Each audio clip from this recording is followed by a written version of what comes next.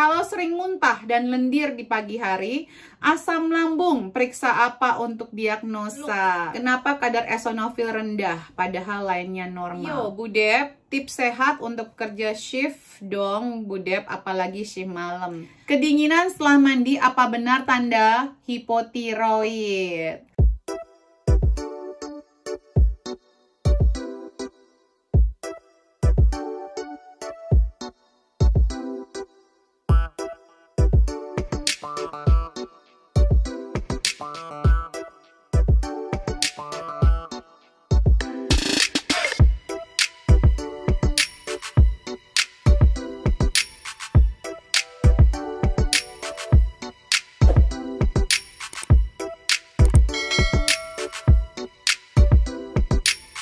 Kembali lagi bersama Debbie Jean-Marie, your favorite naturopathic practitioner.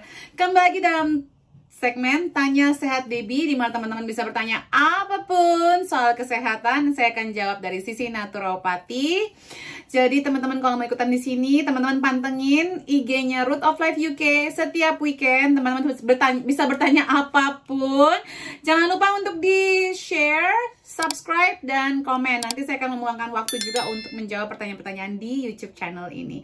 Thank you yang sudah mensupport akun ini. Thank you so much. I love you. Dukung terus supaya akun ini bisa menjadi manfaat banyak bagi banyak orang untuk sehat alami ala naturopati. Yuk kita mulai saja dari Ibu Limar Oktara, Limar_Oktara. Kalau sering muntah dan lendir di pagi hari, asam lambung, periksa apa untuk diagnosa? Oke, saya akan anjurkan untuk periksa food sensitivity IgG dan juga IgE-nya buat dilihat ada apa saja yang mengganggu. Terus pola makannya itu ya untuk kita ketahui makanan apa saja yang tidak aman buat ibu. Terus saya akan cek mungkin juga cortisol level, stress levelnya seperti apa. Saya akan cek juga hematologi lengkap dan juga zinc level serta vitamin D deh. Oke, berikutnya dari Ardina Caroline, Bu Dep, kadar vitamin D ku 34. Apakah perlu konsumsi vitamin D tambahan? Perlu banget. Kalau di naturopati itu minimal 50. 80 lebih bagus. Kalau bisa malah just under 100 ya. Ini pasti belum nonton video YouTube saya soal vitamin D deh nih. Saya menyarankan untuk yang di atas 30 itu 4000 IU selama 3 bulan nanti diukur ulang. Oke, berikutnya. Ini belum nyala ternyata. Sebentar ya untuk memastikan suaranya optimal. A few minutes later. Oke. Kedinginan setelah mandi, apa benar tanda hipotiroid? Bisa gejala awalnya, tapi mungkin kalau kayak udah pakai selimut, udah pakai baju anget masih kedinginan itu, atau lebih gampang nih orang-orang di sekitarnya baik-baik aja atau malah agak kepanasan, kitanya kedinginan, itu baru hipotiroid. Tapi kalau kedinginan abis mandi sih ya, kalau mandinya pakai air dingin ya belum tentu sih Bu hipotiroid, jangan terlalu takut-takut ya. Berikutnya Ibu Lintang AP as well, apakah fish oil bisa jadi pengganti Aspilet untuk mencegah preeklamsia?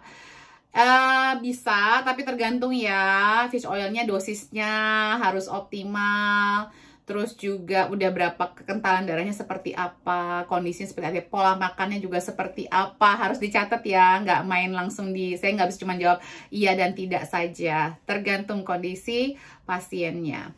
Berikutnya Ibu Uli _Ika77, Bu Dep, jika sayur yang sudah dimasak stok untuk beberapa hari, apakah bisa?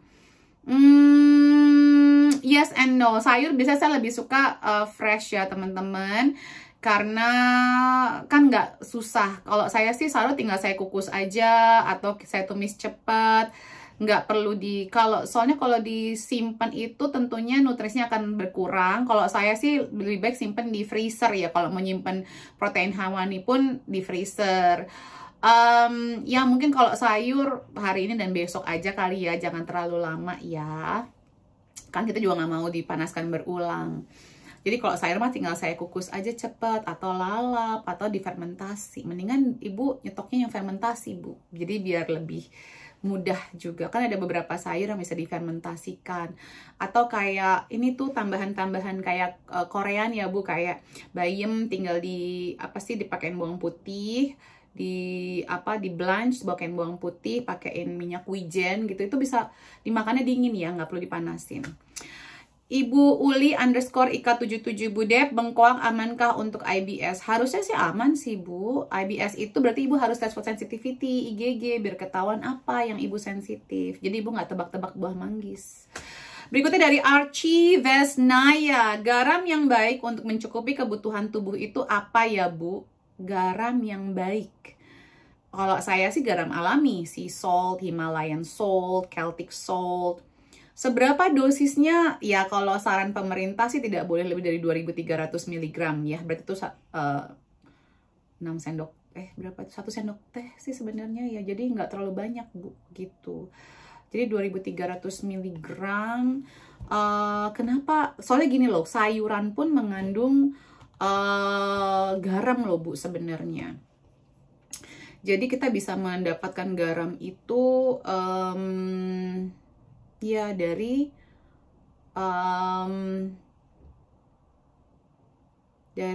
sayur-sayuran, ada garamnya juga. Jadi itu kalau standarnya adalah maksimum 2300 mg per hari gitu. Jadi kalau biasa sekitar 1 sendok teh ya, nggak boleh lebih dari itu. Kebanyakan kalau kita makan di luar tuh pasti banyak banget kandungannya.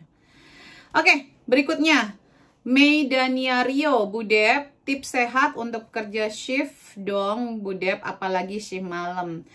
Kalau shift malam saya tidak menganjurkan untuk minum kopi ya. Minumnya teh hijau aja biar terjauhkan dari kanker dan peradangan-peradangan kronis.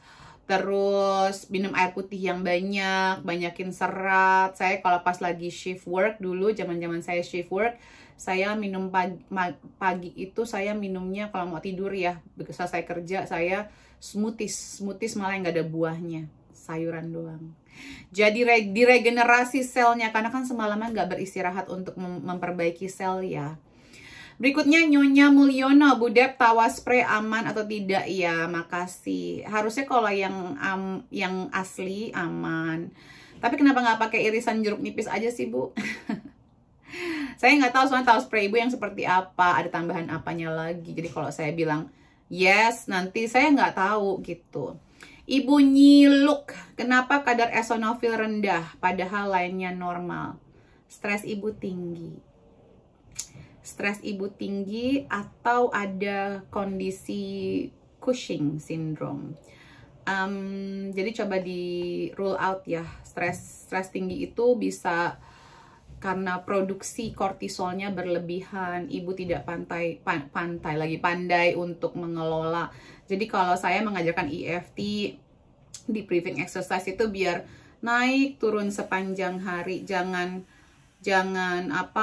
naik terus tapi nggak diturun-turunin seperti itu. Oke, semua sudah selesai dijawab. Terima kasih sudah memberikan pertanyaan, semoga mendapatkan jawaban yang memuaskan. Kalau mau belajar lebih lanjut bisa datang ke kelas-kelas webinar di Root of Life UK. Mudah-mudahan nanti kita juga akan ada acara offline lagi di akhir tahun. Doakan dan dukung terus Root of Life, dukung terus akun ini. Salam sehat selalu, I love you all. Sarangi.